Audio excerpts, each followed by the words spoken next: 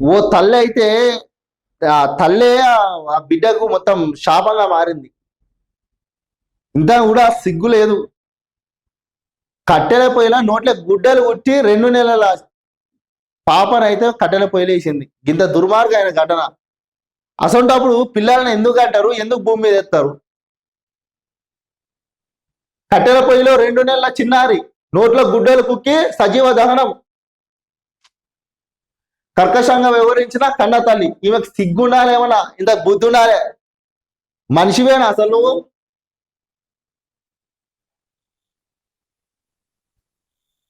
కన్న తల్లి 2 నెలల బాలుడిని నోట్లో గుడ్డలు కుక్కి కట్టెల పొయ్యిలో పడేసి సజీవ దహనం చేసిన ఘటన అందరినీ కలిచివేసింది.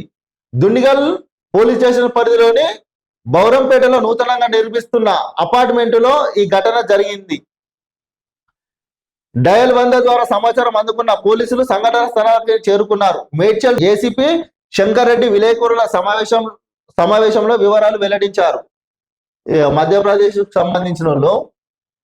కానీ ఏదేమైనప్పటికీ మీకు పిల్లలను కన్న తర్వాత వాళ్ళను పిల్లలను కనక ముందే మనం పెంచే స్తోమత ఉన్నప్పుడే పిల్లలను కనుర్రి.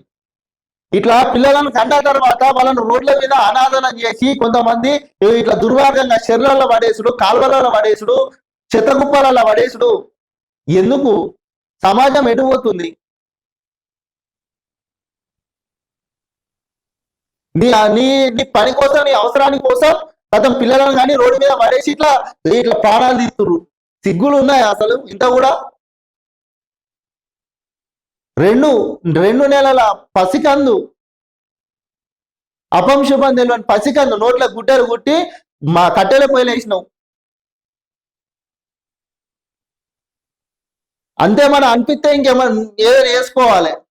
సిగ్గు లేకపోయి ఇంత కూడా. ఇట్లా చాలా ఘటనలు జరుగుతున్నాయి. మారండి ఇప్పటికైనా. ఇట్లా పిల్లలను స్వార్థం కోసం పిల్లలను కానీ వాళ్ళ రోడ్ల మీద వేసి వాళ్ళ బతుకులు ఆగం చేయకూర్రి.